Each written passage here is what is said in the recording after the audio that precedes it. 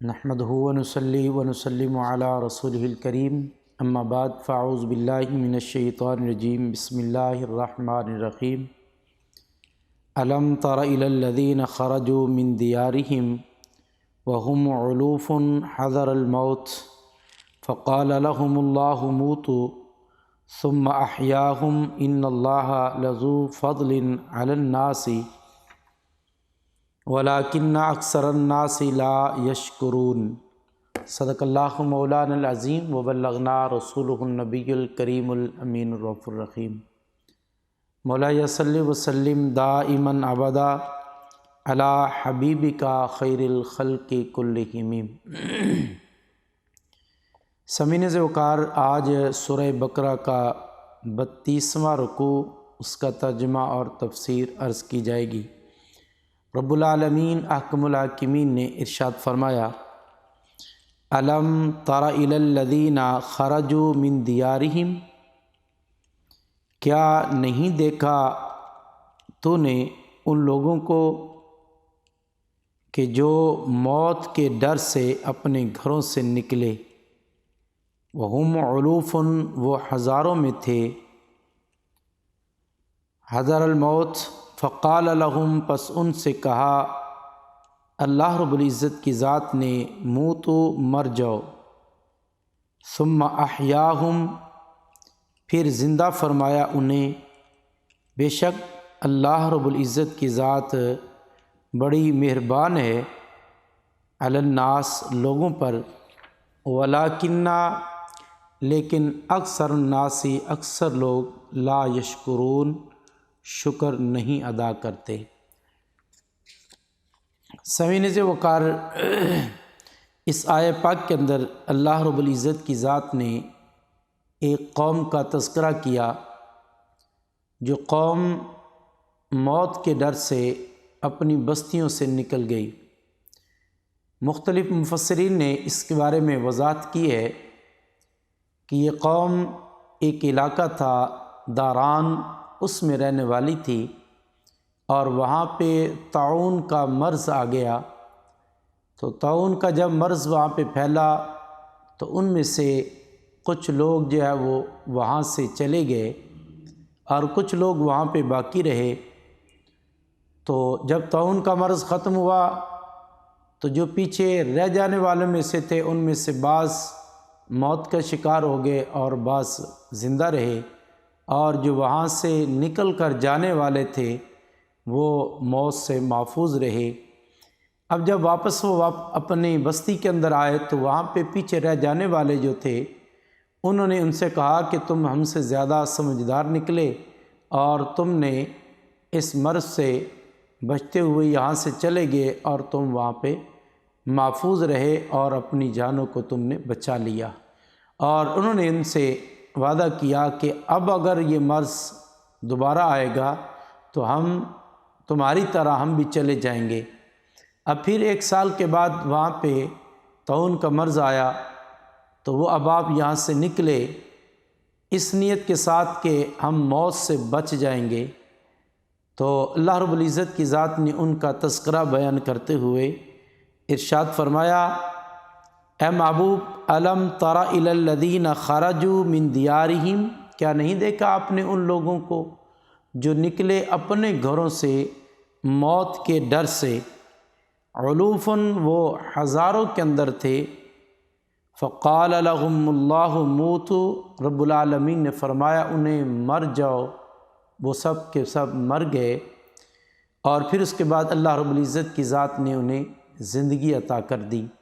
اس واقعہ کے اندر اللہ رب العزت کی ذات نے ہمارے لیے یہ سبق رکھا ہے کہ موت اور حیات جو ہے یہ اللہ کی مخلوق ہے، جس طرح رب العالمین نے دوسرے مقام پر اس کی یوں وضاحت کی ہے، الذی خلق الموت والحیات لیبلوکم ایکم احسن عملا۔ رب العالمین نے فرمایا کہ موت کو بھی ہم نے پیدا کیا اور حیات کو بھی ہم نے پیدا کیا ہے۔ کوئی اگر انسان یہ چاہے کہ اپنی کوشش کے ساتھ اپنے آپ سے اپنی موت کو دور کر سکے تو ایسا نہیں کر سکتا۔ موت اس مالک کی طرف سے ہے، حیات بھی اس کی مالک کی طرف سے ہے۔ تو سبق یہ دیا گیا کہ موت کو ہم اپنی کوشش کے ساتھ دور نہیں کر سکتے۔ موت نے جب آنا ہے، ہمارے رب نے وقت مقرر کیا ہے تو موت نے اسی وقت میں آنا ہے، نہ اس سے ایک لمحہ آگے ہو سکتی ہے، نہ اس سے ایک لمحہ پیچھے ہو سکتی ہے۔ جتنی زندگی مالک کی ذات نے ہمارے لیے لکھ دی ہے، ہم نے اتنے ہی دن اس دنیا کے اندر گزارنے ہیں۔ تو جب مالک نے جو مقرر کیا اس کے مطابق ہے تو پھر ہمیں اپنے رب پر یقین کامل رکھنا چاہیے۔ میرے آقا کریم علیہ السلام نے وبائی امراض کے بارے میں یہ بات ارشاد فرمائی، اگر کسی علاقے میں طاعون پھیل جائے تو اگر تم وہاں پہ موجود ہو تو وہاں سے نہ نکلو اور دوسرا جو ہے اس کے اندر داخل نہ ہو، یہ صرف احتیاط کے لیے ہے۔ اور رب العالمین نے فرمایا وَقَاتِلُوا فِي سَبِيلِ اللَّهِ، اور لڑو اللہ رب العزت کے راستے میں، وَاعْلَمُوا، جان لو، ان اللہ سمیع علیم، بے شک اللہ رب العزت کی ذات سننے والی اور سب کچھ جاننے والی ہے۔ اس آیت پاک کے اندر اللہ رب العزت نے جہاد کے بارے میں ارشاد فرمایا کہ اللہ رب العزت کے راستے میں مالک کی رضا کے لیے، دین حق کی سربلندی کے لیے جہاد کرنے کا عمل کرو، اور جو کچھ بھی عمل کرو گے اللہ رب العزت کی ذات اس کو سننے والا بھی ہے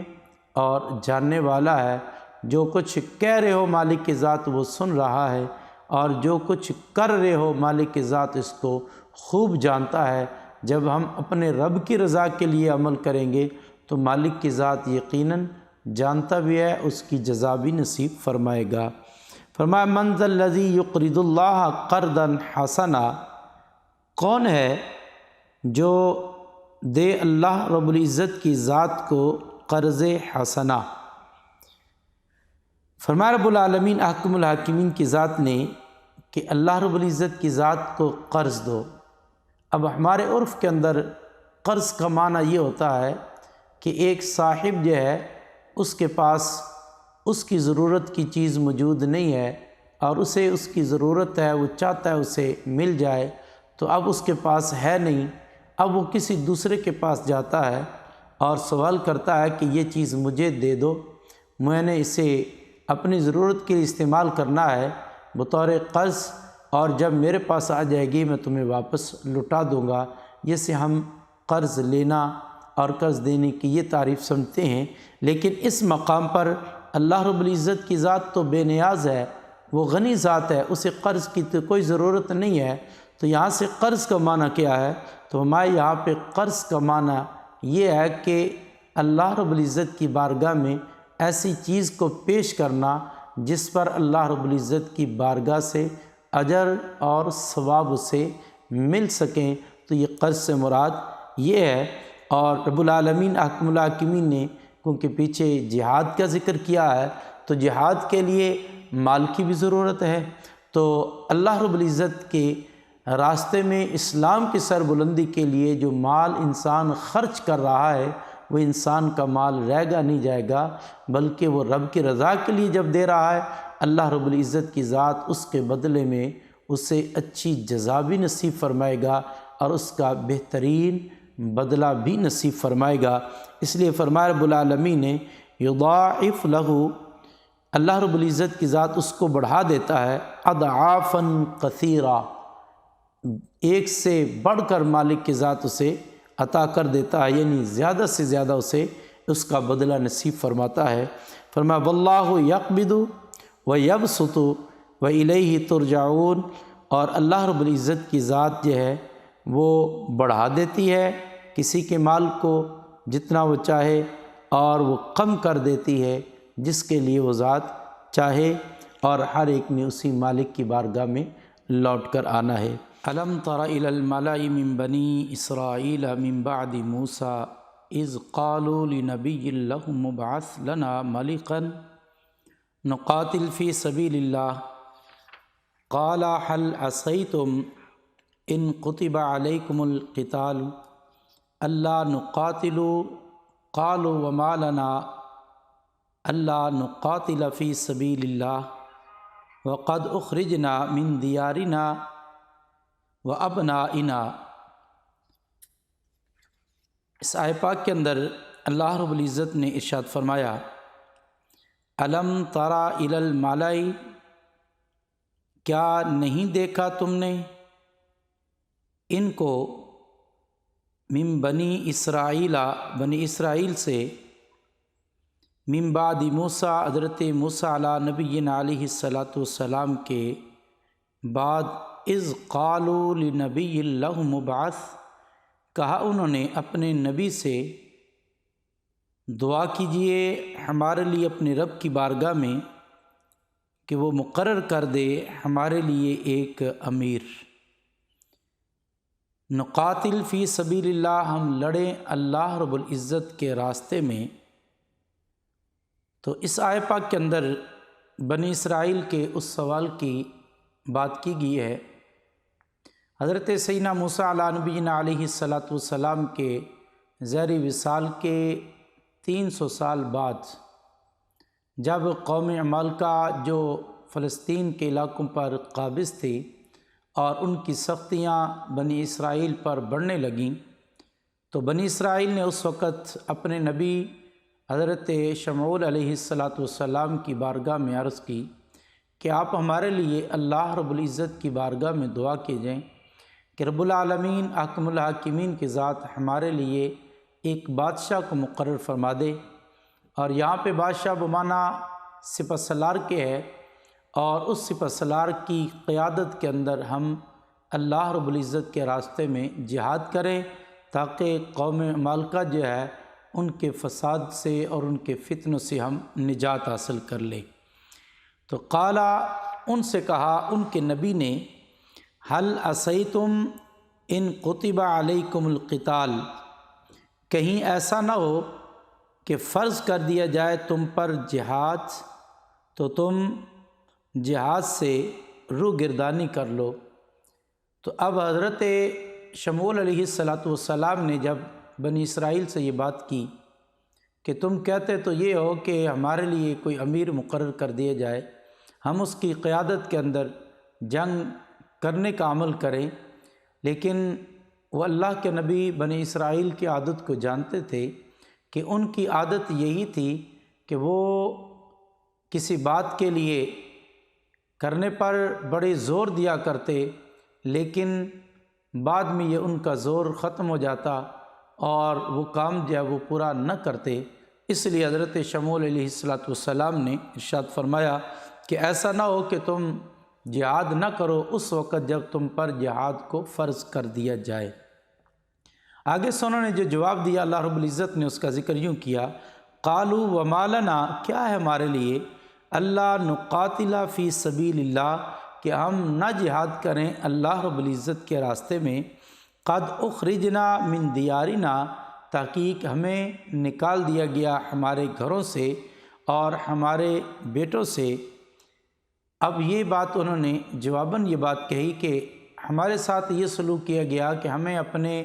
وطن سے بھی نکال دیا گیا، ہمارے گھروں سے نکال دیا گیا، ہماری اولادوں سے دور کر دیا گیا، تو ہم کیسے نہ ان کے خلاف جہاد کرنے کا عمل کریں گے۔ فلما کتب علیہم القتال، تو اب یہاں پہ اللہ رب العزت نے ان کی عادت جو تھی اسی کو دوبارہ بیان کرتے ہوئے ارشاد فرمایا کہ جب فرض کر دیا گیا ان پر جھگڑنا، یعنی ان پر قتال کرنا فرض کر دیا گیا، تولوا الا قلیلا، تو پھر گئے اس سے، مگر تھوڑے ایسے لوگ تھے کہ جو ان میں سے جنہوں نے جہاد کیا۔ رب العالمین نے فرمایا کہ واللہ علیم بالظالمین، اللہ رب العزت کی ذات ظالموں کو خوب جانتی ہے۔ تو گویا کہ اللہ رب العزت کی ذات تو ان کے ان معاملات کو جانتا ہی تھا، اور ان کے نبی نے بھی یہ بات کہی، لیکن بنی اسرائیل اس پر ڈٹے نہ رہے، استقامت کا پہلو انہوں نے اختیار نہ کیا، اور اس لیے بنی اسرائیل ہمیشہ ناکامی کی طرف جاتے رہے ہیں۔ اور ایمان والوں کو یہی بات فرمائی گئی ہے کہ جس وقت تم ایمان لے آؤ تو اس پر ڈٹ جاؤ، اسی کے اندر تمہارے لیے برکتیں ہیں۔ رب العالمین نے قرآن مجید برہان رشید کے ایک دوسرے مقام پر یوں ارشاد فرمایا ان الذین قالوا ربنا اللہ، جب تم یہ کہہ دو کہ ہمارا رب اللہ ہے، ثم استقاموا، پھر اس پر ڈٹ جاؤ۔ جب انسان اپنے مقصد پر ڈٹ جاتا ہے اور مقصد بھی نیک اور خالص ہے تو پھر اللہ رب العزت کی ذات کا ان پر انعام نازل ہوتا ہے۔ اور انعام کا ذکر رب العالمین نے خود ارشاد فرمایا کہ ثم استقاموا تتنزل علیہم الملائکہ، پھر اللہ رب العزت کے فرشتے جو ہے اس پر نازل ہوتے ہیں۔ تو مالک کی خصوصی کرم نوازی ہوتی ہے، اس لیے نبی مکرم شفیع معظم صلی اللہ تعالی علیہ وسلم نے ارشاد فرمایا کہ اپنے نیک عمل کے اندر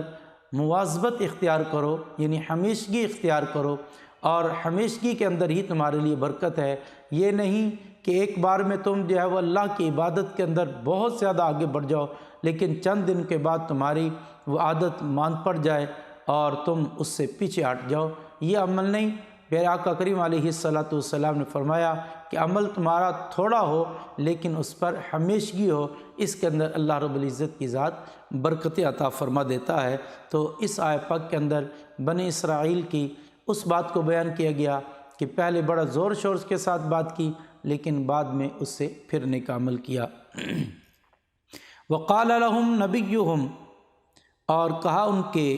نبی نے ان سے، ان اللہ، بے شک اللہ رب العزت کی ذات نے، قد بعث لکم الطالوت، تمہارے لیے بطور بادشاہ طالوت کو مقرر کر دیا ہے۔ اب بنی اسرائیل نے سوال کیا تھا کہ ہمارے لیے بادشاہ مقرر کیا جائے، تو بادشاہ ان کے لیے اللہ رب العزت کی طرف سے مقرر کر دیا گیا حضرت طالوت علیہ السلام کو۔ اب جب یہ بادشاہ مقرر ہو گئے، قالوا انا یکون لہ الملک، تو اب ان پر پھر وہی اعتراض ان کا، اور وہ کہنے لگے یہ ہمارے لیے کیسے بادشاہ ہوں گے؟ نحن احق بالملک، ہم زیادہ ان سے زیادہ حق رکھتے ہیں اس بات کا کہ ہم میں سے کسی کو بادشاہ بنایا جائے، کیونکہ ان کا خیال اور گمان یہ تھا کہ بادشاہ جو ہے جس طرح نسل در نسل نبوت کا سلسلہ جاری ہے اور اسی طرح نسل در نسل بادشاہیت کا سلسلہ جاری ہے، اس دور کے اندر لاوی بن یعقوب ان کی نسل سے انبیاء علیہ السلام کا سلسلہ جاری تھا نسل در نسل، اور یہودا بن یعقوب کی نسل سے یہ سلسلہ بادشاہیت کا جاری تھا نسل در نسل۔ اس وقت کے قانون کے مطابق یہ سلسلہ جاری اور ساری تھا، لیکن طالوت جو ہے یہ نہ تو لاوی بن یعقوب کی نسل میں سے تھے اور نہ ہی یہودا بن یعقوب کی نسل میں تھے، بلکہ یہ حضرت بنیامین ان کی نسل میں سے آپ تعلق رکھتے تھے۔ لیکن بہرحال بنی اسرائیل نے اس پر اعتراض کیا تو انہوں نے کہا یہ کیسے بادشاہ ہو سکتے ہیں، اور انہوں نے جو اس پر دلیل دینے کا عمل کیا تو کہا کہ لم یؤتا ساعۃ من المال، کہ یہ انہیں مال کے اندر وسعت نہیں عطا کی گئی۔ تو ان کا نظریہ یہ تھا کہ بادشاہ وہ ہو کہ جو بڑا مال اور دولت رکھتا ہو، اور مال دولت والا ہی جو ہے وہ بادشاہیت کے لیے زیادہ بہتر ہے۔ اللہ رب العزت نے اس کے جواب میں بات ارشاد فرمائی، قال، فرمایا، ان اللہ، بے شک اللہ رب العزت کی ذات چن لیتا ہے علیکم، تم پر، اللہ رب العزت کی ذات نے چن لیا تمہارے لیے بادشاہ، اور فرمایا کہ وزادہ بسطۃ فی العلم، اللہ رب العزت کی ذات نے انہیں علم کے اندر وسعت عطا فرمائی ہے، والجسم، اور جسم میں وسعت عطا فرمائی ہے۔ یہاں پہ جسم میں وسعت سے مراد طاقت ہے۔ واللہ یعطی ملکہ، اللہ رب العزت کی ذات بادشاہی عطا کرتا ہے من یشاء، جسے چاہتا ہے۔ واللہ واسع علیم، اللہ رب العزت کی ذات وسیع علم والا ہے۔ تو اب اس آیت پاک کے اندر جو ان کا اعتراض تھا اس کا رد کرتے ہوئے فرمایا کہ صرف مال اور دولت والا جو ہے یہ بادشاہیت کے لائق نہیں ہے، بلکہ بادشاہیت کے لائق وہ ہے کہ جس کے پاس علم کی دولت ہو تاکہ اپنی حکومت کو حکمت کے ساتھ چلانے کا عمل کرے، اور دوسرا فرمایا کہ اس کے پاس جسمانی قوت اور طاقت ہو کہ جب دشمن کے خلاف لڑنا ہے، جہاد کرنا ہے، تاکہ وہ اپنے اس عمل میں جہاد کا بھی کرنے کا عمل کرے اور اس کے ساتھ ساتھ اپنے موقف پر ڈٹ کر جو ہے وہ کام کرنے کا عمل کرے۔ جب قومیں جو ہے ان کے سربراہ ایک نظریہ بہترین رکھتے ہوں اور نظریے پر ڈٹ جانا ان کے اندر یہ صلاحیت پائی جاتی ہو تو اللہ رب العزت ہر میدان کے اندر کامیابیاں نصیب کر دیتا ہے۔ اگر نظریہ مضبوط ہو اور نظریے کا دفاع کرنے والا وہ کمزور ہو تو کبھی اچھے نظریے کو بھی وہ آگے پروان نہیں چڑھا سکتا۔ اس لیے فرمایا رب العالمین نے کہ ہم نے علم میں اور جسم میں اسے طاقت عطا فرما رکھی ہے، اور باقی بادشاہیت اللہ رب العزت کی ذات جسے چاہتا ہے وہ عطا کر دیتا ہے۔ وقال لهم نبیہم، ان سے ان کے نبی نے کہا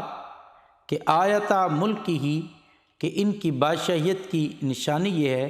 ان یأتیکم التابوت فیہ سکینۃ، کہ تمہارے پاس ایک تابوت آئے گا اور جس میں تمہارے لیے سکینہ کا یعنی تسلی کا سامان ہوگا، من ربکم، تمہارے رب کی طرف سے۔ اب اس آیت پاک کے اندر یہ بات بیان کی گئی کہ انہوں نے کہا کہ اگر یہ بادشاہ مقرر کر دیے گئے ہیں تو کوئی علامت اور کوئی نشانی ہمیں مل جائے تو زیادہ ہمارے لیے بہتر ہوگی۔ تو ان کے نبی نے ان سے یہ بات ارشاد فرمائی کہ اللہ رب العزت کی ذات نے نشانی یہ تمہیں عطا کرے گا کہ ایک صندوق جو ہے وہ آئے گا اور وہ صندوق تمہارے لیے راحت اور سکون کا سبب ہوگا۔ وہ صندوق کیا ہے؟ رب العالمین نے خود اس کی وضاحت کر دی، فرمایا کہ وہ بقیۃ مما ترکا، اس کے اندر جو ہے اللہ رب العزت کی ذات نے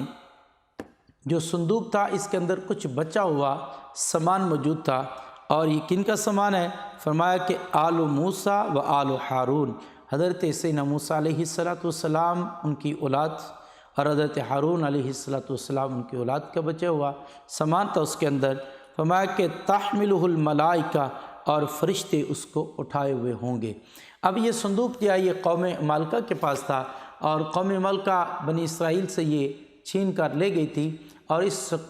صندوق کے بارے میں تاریخ یہ ہے کہ حضرت آدم علیہ نبینا علیہ السلام کے ساتھ یہ اپنا تابوت آیا تھا، اور اس تابوت کے اندر کچھ تو حضرت آدم علیہ السلام کی بچی ہوئی چیزیں تھیں، اور یہاں پہ قرآن مجید کے اندر جن چیزوں کا تذکرہ کیا گیا وہ حضرت موسیٰ علیہ نبینا علیہ السلام کی بچی ہوئی چیزیں، آپ کا عصا مبارک اور آپ کے کچھ پارچہ جات تھے، اور اس کے ساتھ حضرت ہارون علیہ السلام کا امامہ مبارک یہ تھا اس کے اندر، اور چند چیزیں موجود تھیں۔ اور اللہ رب العزت کی ذات نے ان نبیوں کی بچی ہوئی چیزوں کے اندر برکتیں رکھ دی ہیں۔ فرمایا کہ ان کو فرشتے اٹھائے ہوئے لائیں گے۔ اب جب یہ قوم مالکہ چھین کے لے گئی تھی، لے جانے کے بعد اس قوم نے اس صندوق کا احترام نہ کیا اور اس مقام پر اسے ڈال دیا جہاں پہ وہ گندگی وغیرہ ڈالا کرتے تھے۔ تو جب انہوں نے احترام نہ کیا اور یہ عمل جاری رکھا تو اللہ رب العزت کی ذات نے انہیں سزا یہ دی کہ جو اس کے پاس کوئی گندگی پھینکتا اللہ رب العزت کی ذات اسے بواسیر کی بیماری لگا دیتا تھا۔ تو گویا کہ بواسیر کی بیماری کا آغاز وہاں سے ہوا، اور پھر جب انہوں نے سنبھال نہ سکے تو اللہ رب العزت کی ذات نے فرشتوں کے ذریعے سے انہیں یہ صندوق پہنچانے کا عمل کیا، اور یہ حضرت طالوت علیہ السلام کی نشانی یہ تھی جو ان کی طرف بادشاہی کی نشانی دے کر بھیجی گئی۔ فرمایا کہ ان آیتا، یہ اس کے اندر نشانی ہے، لکم تمہارے لیے، ان کنتم مومنین، اگر تم اس پر ایمان رکھتے ہو۔ تو وہ صندوق جو ہے آیا اب وہ صندوق کے اندر جو چیزیں تھیں وہ حضرت موسیٰ علیہ السلام، حضرت ہارون علیہ السلام کی بچی ہوئی چیزیں تھیں۔ اللہ رب العزت نے ان کے لیے سکون اور راحت ان کے ذریعے سے پیدا کر دیا۔ تو اس آیت پاک سے یہ پتہ چلا کہ اللہ کے نیک اور برگزیدہ جو بندے ہیں ان کی جو اشیاء ہیں، تو یہ اشیاء جو تبرکات کہلاتی ہیں یہ بعد والوں کے لیے بڑی فائدہ مند ہے۔ اللہ رب العزت نے اس کے اندر برکتیں رکھ دی ہے، جس طرح نبی مکرم شفیع معظم صلی اللہ تعالی علیہ وسلم کی تبرکات جو صحابہ کرام نے پیارے آقا کریم کے ناخن مبارک پیارے آقا کریم علیہ السلام کے بال مبارک اور آقا کریم علیہ السلام کا لباس مبارک صحابہ نے رکھے ہوئے تھے اور ان سے برکتیں حاصل کرتے تھے۔ اور حضرت اسماء بنت ابو بکر، ان کے پاس آقا کریم علیہ السلام کا جبہ مبارک حضرت سیدہ طیبہ طاہرہ حضرت عائشہ صدیقہ رضی اللہ تعالیٰ عنہ کی طرف سے ان کے پاس آیا، اور آپ جو ہیں اس جبہ مبارک کو دھوتی اور اس کا دھلے ہوئے کا پانی جو ہے وہ بیماروں کو دے دیتی، اور جو بیمار اس کو پی لیتا تھا اللہ انہیں شفا نصیب فرما دیتا تھا۔ اور جس طرح ایک مشہور حدیث مبارکہ ہے، حضرت خالد بن ولید رضی اللہ تعالیٰ عنہ، آپ کے پاس ایک پیارے آقا کریم علیہ السلام کا بال مبارک موجود تھا جو آپ نے اپنی ٹوپی میں سی رکھا تھا۔ جب بھی کسی جنگ کے لیے جاتے اسے پہن کر جاتے، اور آپ فرماتے ہیں کہ جب میں یہ ٹوپی پہن لیتا ہوں جس میں پیارے آقا کریم علیہ السلام کے بال مبارکہ ہیں، تو اللہ رب العزت کی ذات ان بالوں کی برکت کے ساتھ مجھے ہر محاذ پر فتح نصیب فرما دیتا ہے۔ تو یقیناً تبرکات جو ہے بڑی اہم چیزیں ہیں اور ان سے فائدے حاصل ہوتے ہیں۔ تو یہاں پہ بات چل رہی تھی کہ طالوت کی بادشاہی کی نشانی کے طور پر وہ صندوق آیا، اور صندوق کے اندر تبرکات تھے، اور جب صندوق ان کے پاس آیا تو وہ انہیں بنی اسرائیل اپنے پاس آگے رکھتے، اور جس مغرضی جہاد کے لیے وہ جاتے یا جس کام کے لیے، اللہ رب العزت اس صندوق کی برکت کے ساتھ انہیں فتح اور کامیابی نصیب فرما دیتا۔ تو اس لیے تبرکات جو ہے بڑی عظمت والی چیزیں ہیں، ان کا احترام کرنا ہمارے لیے لازم ہے، اور احترام کرنے کے اندر ہی برکتیں ہیں۔ اللہ رب العزت کی بارگاہ میں دعا ہے مالک کی ذات ہمیں ان آیہ مقدسہ کو سمجھنے کی اور سمجھ کر عمل کی توفیق نصیب فرمائے۔ وآخر دعوانا الحمدللہ رب العالمین۔